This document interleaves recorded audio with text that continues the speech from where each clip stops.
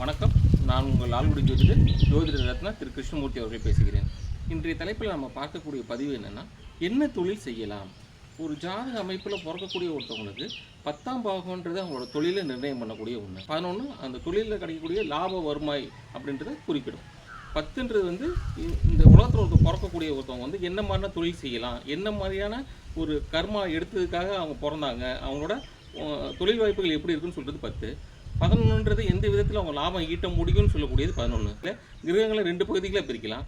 கிரகங்கள் இயற்கை சுபர் அப்படின்னும் இயற்கை பாவர்னு பிரிக்கலாம். இயற்கை சுபர்னு சொல்கிறவங்க சூரியன், வளர்பிறை சந்திரன், குரு, தனித்த புதன், இவங்க இயற்கை சுபராக இருப்பாங்க.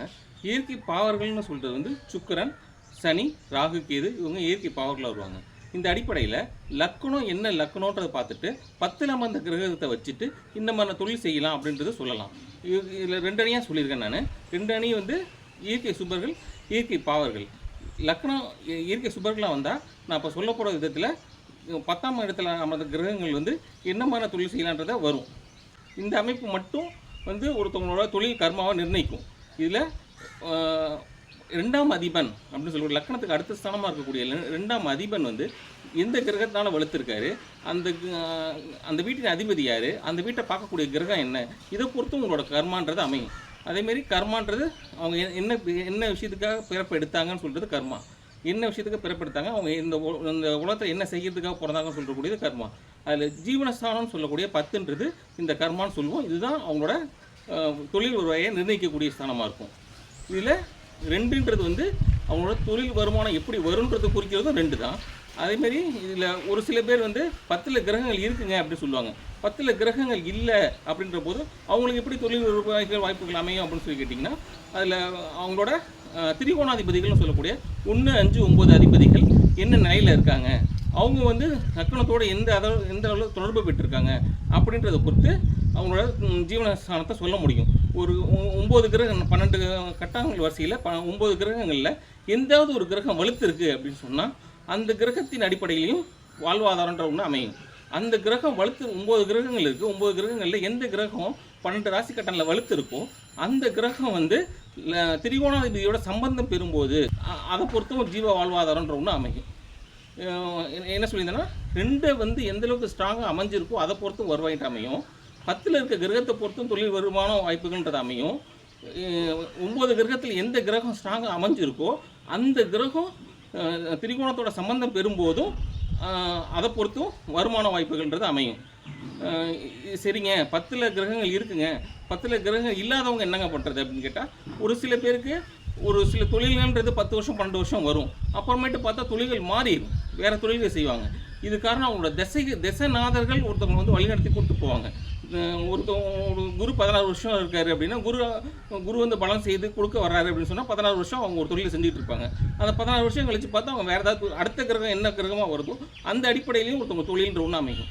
இதில் என்னென்ன மாதிரியான கிரகங்கள் இருக்குது, அந்த கிரகங்களின் வரிசை அடிப்படையிலையும் தொழில்கள் பண்ணலாம். சூரியன் ஆத்மகாரகன்னு சொல்கிறோம். கிரகங்களின் அடிப்படை வரிசையில் சூரியனை முதல்ல இருந்து ஆரம்பித்து பார்ப்போம். இது சூரியன்றவிட ஆத்மகாரகன் அப்படின்னு சொல்லி சொல்கிறோம். தொழில் வருவாய் ஜீவனகாரகன் அப்படிலாம் சொல்கிறது சூரியனை தான் நம்ம சொல்லுவோம். இது சூரியன் எதுக்கெல்லாம் காரணகர்த்தா அப்படின்னு பார்த்தோம்னா, சூரியன் அரசாங்கத்திலேருந்து உதவி பெற்று செய்யும் தொழில்கள், அரசாங்க கான்ட்ராக்ட் இதெல்லாம் குறிப்பிடும். கண்ணாடி இது மாதிரி புரிஞ்சுருக்கும் சூரியன் தான் காரணகர்த்தா. அது மாதிரி விஷயங்களையும் வேலை வாய்ப்புகள் அமையலாம்.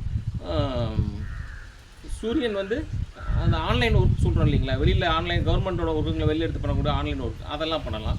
அதேமாரி சூரியன் அரசாங்கத்திலேருந்து பண்ணக்கூடிய சப்கான்ட்ராக்ட் ஒர்க் எல்லாமே சூரியன் அடிப்படையில் தான் வரும். சூரியனை பேஸ் பண்ணி வரக்கூடிய தொழில்கள் இதெல்லாம் தான். 13 டிகிரி ஆங்கிளில் அஸ்தமனம் பெறும் கிரகங்கள்னு சொல்லுவோம். இந்த சூரியன் கிட்டேருந்து அதிகபட்சமாக அஸ்தமனம் பெறக்கூடிய கிரகங்கள் புதனும் சுக்கிரனும் செயலிழந்த நிலைக்கு போயிடுவாங்க. இப்படி செயலிழந்த நிலையில் இருக்கும்போது அவங்களோட கிரக கதிர்களை வாங்கி சூரியன் தன்னோட திசையில் மக்களுக்கு அந்த விஷயங்களை கொடுப்பாரு. அஸ்தமனம் எந்த கிரகம் பெற்றிருக்குன்னு பார்க்கணும். இதில் சூரியன் அஸ்தமனம் ஆக்கக்கூடிய முக்கியமான கிரகங்கள்னு பார்த்தா புதனையும் சுக்கிரனும் நெருங்கி வரக்கூடிய கிரகங்கள், சூரியனை நெருங்கி வரக்கூடிய கிரகங்கள் புதனும் சுக்கிரனும். இவங்க 2 பேர்த்தையும் ஒரு சில பேர்த்துக்கு அவங்க ஜாதக அமைப்பில் அடிப்படையில் பார்க்கும்போது அஸ்தமனம் பெற்றக்கூடிய வாய்ப்புகள் அதிகம். மற்ற கிரகங்களும் அஸ்தமனம் பெறுவாங்க. சந்திரன், ராகு, கேது இவங்களை தவிர மற்ற கிரகங்கள் எல்லாருமே அஸ்தமனம் ஆகக்கூடிய தன்மை உடையவர்கள். இல்லை நம்ம அடுத்தபடியாக பார்க்க இருக்கிறது சந்திரன்.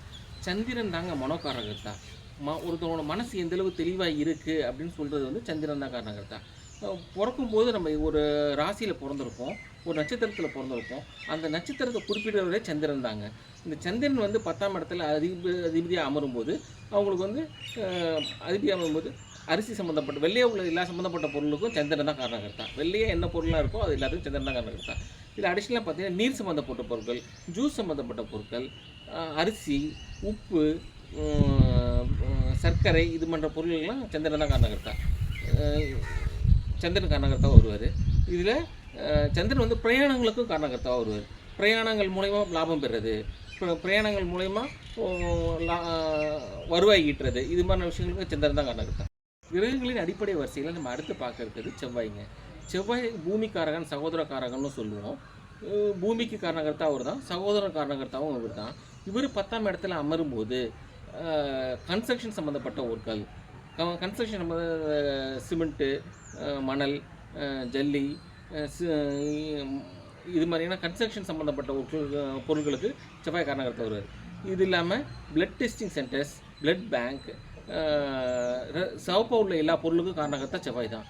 இந்த அடிப்படை வரிசையிலும் செவ்வாய்ன்றவர் தொழில் உத்தியோகம் அமைச்சு கொடுப்பாரு. செவ்வாயும் வலுவாக அமைஞ்சு குருவும் சூரியனும் வலுவாக அமைஞ்சா அரசாங்கம் சம்மந்தப்பட்ட துறையில் போலீஸ், இராணுவம், ஃபயர் சர்வீஸ் டிபார்ட்மெண்ட், இந்த மாதிரி தொழில்களையும் வேலைவாய்ப்புகள் அமையும். செவ்வாய்ன்ற வேறு எதுக்கு காரணகர்த்தான்னு பார்த்தீங்கன்னா பூமிக்காரகன், பூமியை வச்சு சம்பாதிக்கலாம் ஓரளவுக்கு. வரிசையில் நம்ம அடுத்து பார்க்க இருக்கிறது புதனுங்க. புதன் இதுக்கெல்லாம் காரணகர்த்தா அப்படின்னு பார்த்திங்கன்னா பத்திரம் ஒர்க்கு, கவிதை, கட்டுரை, காவியங்கள், இதுக்கெல்லாம் காரணகர்த்தா வர்றது புதன் தான். புதன் வந்து ஆடிட்டிங், அக்கௌண்ட்ஸ், இதுமாரி கணக்கு வழக்குகள் பார்க்கக்கூடிய துறை சார்ந்த துறைகளுக்கும் புதன் தான் காரணகர்த்தா. இதில் புதன் வந்து டெலிகம்யூனிகேஷன் சொல்கிறோம் இல்லைங்களா, டெலிகம்யூனிகேஷன் சம்மந்தப்பட்ட தகவல் தொடர்பு சம்மந்தப்பட்ட துறைகளுக்கும் புதன் தான் காரணகர்த்தாவாக இருப்பார். புதன் மற்றும் வந்து என்ன படிப்பு படிக்கிறோம், என்ன புதன் வந்து கல்விக்காரகன்னு சொல்லுவோம், புதனை கல்விக்காரகன்னு சொல்லலாம். புதன் ஒரு ஜாதகத்தில் வலுவாக அமையும் போது அவங்க நல்ல படிப்பாளியாக இருப்பாங்க. படிப்பாளியாக இருக்கும்போது அவங்க என்ன படித்தாங்களோ அது சம்மந்தப்பட்ட துறையிலையும் அவங்களுக்கு வேலை வாய்ப்புகள் அமையும். அதேமாரி தொழில்னு பார்த்தோம்னா இந்த எழுது பொருட்கள் சம்மந்தப்பட்ட தொழிலையும் தொழில் வியாபாரம் பண்ணலாம். அடுத்து நம்ம கிரகங்களின் வரிசையில் அடிப்படையில் பார்க்கும்போது குரு வந்து எதுக்கான குரு நல்ல ஜாதகத்தை வலுவாக அமையப்பட்டவங்களுக்கு ஃபஸ்ட் நல்ல அரசாங்க உத்தியோகம் கிடைக்கும்னு சொல்லலாம். குரு ஸ்ட்ராங்காக அமைஞ்சிருக்கவங்களுக்கு அமைச்சர், தூதுவர், இது மாதிரியான தொழில்களில் வேலைவாய்ப்புகள் அமையும். நல்ல நிலையில் குரு இருக்கும்போது அரசாங்க உத்தியோகம் கிடைக்கும். அதோட சூரியனும் ஸ்ட்ராங்காக அமையணும். சூரியன் குரு ஸ்ட்ராங்காக அமைஞ்சவங்களுக்கு அரசாங்க உத்தியோகம் கிடைக்கும். இது ஏற்கனவே நான் சொல்லியிருக்கேன். சூரியனும் குருவும் அமைஞ்சு தசாநாதர்கள் சரியானபடியான தசாநாதர்கள் அமைஞ்சால் அரசாங்க உத்தியோகம் கன்ஃபார்மாக கிடைக்கும். குரு ரொம்ப முக்கியமான காரணங்கிறத அரசாங்க உத்தியோகத்துக்கு. குரு வந்து 10 பார்க்குறவங்களுக்கு என்ன ஒரு பலன்னா, என்ன வேலைக்கு போகிறாங்களோ அதையே பேஸ் பண்ணி அமைஞ்சு அவங்க தொழிலும் பண்ணுறதுக்கு காரணகர்த்தா வருவார். அதாவது 10ஆம் அதிபன்னு சொல்லக்கூடிய தொழில், இந்த தொழிலை வந்துட்டு தொழில் கர்மான்னு சொல்லக்கூடிய இந்த வேலையை அவங்க தொழிலாக பண்ணலாம். 11ஆம் ஸ்தானத்தை ஆக்டிவேட் பண்ணக்கூடிய ஒரு ஆற்றல் இந்த குருவுக்கு இருக்கும். அதாவது மாத சம்பளத்துக்கு வேலைக்கு போகாமல் அவங்களே தொழில் செய்யக்கூடிய விதத்தை ஏற்படுத்தி கொடுக்கக்கூடிய தன்மையும் ஆற்றலும் இந்த குருவுக்கு உண்டு. குரு வேறு எதுக்கெலாம் காரணகர்த்தான்னு பார்த்தோம்னா தங்கம் வியாபாரம், பணம் சம்மந்தப்பட்ட துறைகள், கோயில் நிர்வகிக்கிறது, கோயில் சம்மந்தப்பட்ட திருப்பணி காரியங்கள் செய்கிறது, இதுக்கெல்லாமே குரு தான் காரணகர்த்தா. அடுத்து நம்ம கிரகங்களின் அடிப்படை வரிசையில் நம்ம பார்க்க போகிறது சனி பகவான். சனி 10ல் அமைய பெற்றவங்க மோஸ்ட்லி பார்த்தீங்கன்னா மாத சம்பளத்துக்கு வேலைக்கு போகிறவங்களாவே இருப்பாங்க. சனி வந்து ஒரு அடிமை ஜீவனத்துக்கு காரணகர்த்தமாக உள்ள ஒரு கிரகம் சனி. அந்த சனி வந்து சனியோட சனியை இருக்கக்கூடிய அந்த ஸ்தானத்தை குரு பார்த்தாலோ, இல்லை அவர் வந்து 11ஆம் அதிபதியோட ஏதாவது விதத்தில் தொடர்பு கொண்டாலோ, கிரக பரிவர்த்தனையோ சார பரிவர்த்தனையோ இது மாதிரி பெறும்போது அவங்க சம்பளத்துக்கு தான் வேலைக்கு போகணும் இல்லாமல் அவங்க தொழிலும் பண்ணலாம், வியாபாரமும் பண்ணலாம். மாத சம்பளத்துக்கு தான் வேலைக்கு போகணுமான்னு கேட்டிங்கன்னா அப்படி கிடையாது. சனி 10ல் அமர்ந்துட்டாருங்க, நான் மாத சம்பளத்துக்கு தானங்க வேலைக்கு போகணும் அப்படிலாம் கிடையாதுங்க. குரு பார்த்தாருன்னா அவங்க என்ன மாதிரியான தொழில் செய்யணும்னு நினைக்கிறாங்களோ, வேலை செய்யணும்னு நினைக்கிறாங்களோ அதே தொழிலாக பண்ணலாம். இது குருவோட பார்வை வந்து மாற்றி அமைத்து கொடுக்கும். அமர்ந்த சாரம் முக்கியம். சாரத்தின் மூலமாக தொழிலில் செய்யக்கூடிய அமைப்பை சனி வந்து ஏற்படுத்தி கொடுப்பாரு. சார பரிவர்த்தனை யோகமோ கிரக பாவங்கள் பரிவர்த்தனை யோகமோ ஏற்பட்டிருந்தால் அவங்க தொழில் செய்யலாம். இந்த அடிப்படையில் சனி இது காரணகர்த்தா அப்படின்னு பார்த்தோம்னா விவசாயத்துக்கு காரணகர்த்தா சனியாக தான் வருவார். விவசாயம் பண்ணலாம், மெதுவாக இயக்கக்கூடிய வாகனங்கள் இருக்குது இல்லைங்களா, அதுக்கெலாம் காரணகர்த்தா சனி தான். அது மாதிரி மெதுவாக இருக்கக்கூடிய வாகனங்கள், இயந்திரங்கள் இயக்கிறது சனியும் வந்து கட்டிட சாமான் பொருளுக்கு காரணகர்த்தாவும் வருவார். கட்டிட சம்மந்தப்பட்ட பொருள் துறைகளுக்கும் துறைகள்லையும் உங்கள் வேலைக்கு போகலாம், சனின்றவங்க வேலைக்கு போகலாம். விவசாயமும் சொல்லலாம், பூமிக்கு இருக்கக்கூடிய பொருளுக்கும் சனி தான் காரணகர்த்தா. மெதுவாக இயக்கக்கூடிய பொருள்கள், இயந்திரங்கள், மாச சம்பளத்துக்கு வேலைக்கு போகிறது, ஏர்கிராஃப்ட் இன்ஜினியர்ஸ், இந்த மாதிரிலாம் போகிறதுக்கு சனி தான் காரணகர்த்தா. வரிசையில் நம்ம பார்க்க போகிறது சுக்கிரன். சுக்கிரன் வந்து அழகு சாதன பொருட்களுக்கு காரணகர்த்தாவாக வருவார். ரியல் எஸ்டேட் துறைக்கும் சுக்கிரன் காரணகர்த்தாவாக வருவார். பெண்களுக்கு சம்மந்தப்பட்ட பெண்களுக்கு தேவையான பொருட்கள் வியாபாரம் செய்கிறதும் சுக்கிரன் தான் காரணகர்த்தா வருவார். சுக்கிரன் வந்து வேறு எதுக்கெலாம் காரணகர்த்தா அப்படின்னு பார்த்தோம்னா, ட்ராவல் ஏஜென்ட் தொழில் வச்சு நடத்துகிறாங்க இல்லைங்களா, அது காரணகர்த்தாவும் சுக்கிரன் தான். பர்ஃப்யூம்ஸ்னு சொல்லக்கூடிய வாசனை திரவியங்களுக்கு சுக்கிரன் காரணகர்த்தா. அதேமாரி நல்ல காஸ்ட்லியான ட்ரெஸ்ஸுங்க, ஆடை ஆபரணங்கள், இது மாதிரி விஷயங்களுக்கும் சுக்கிரன் காரணகர்த்தாவாக வருவார். வாகனங்களுக்கும் காரணகர்த்தா சுக்கிரன் தான். பார்க்க போகிறது ராகு வந்து எதுக்கெலாம் காரணகர்த்தா அப்படின்னு பார்த்தோம்னா, இந்த பழைய பொருட்கள் வாங்கி விற்கிறது, அப்புறம் கருப்பு நிற பொருட்கள், எண்ணெய் வித்துக்கள், கறிக்கடைங்க, இது சம்மந்தப்பட்ட பொருட்கள் காரணகர்த்தா வரவும் ராகு தான். இதில் செருப்பு கடை வைக்கிறது துறைகள், புகைப்படத்துறைகள், புகைப்படங்கள், அது சம்மந்தப்பட்ட வேலைகள், எக்ஸ்ரே, இது பண்ண தொழில்கள் காரணகர்த்தாவும் இருக்கிறதும் ராகு தான். ராகு வந்து இரண்டாம் தரமான தொழில்கள்னு சொல்லுவாங்க, அது மாதிரி தொழிலுக்கு காரணகர்த்தா ராகு தான். அடுத்து கிரகங்களின் அடிப்படை வரிசையில் நம்ம பார்க்க போகிறது கேதுங்க. கேது வந்து எந்த விஷயத்துக்கு காரணகர்த்தாவாக வருவார்னா, இரண்டாம் தரமான தொழில்கள்னு சொல்லுவாங்க. இந்த பில்லி, சூன்யம், ஏவல், அது மாதிரி தொழிலுக்கு காரணகர்த்தாவாக வருவார்.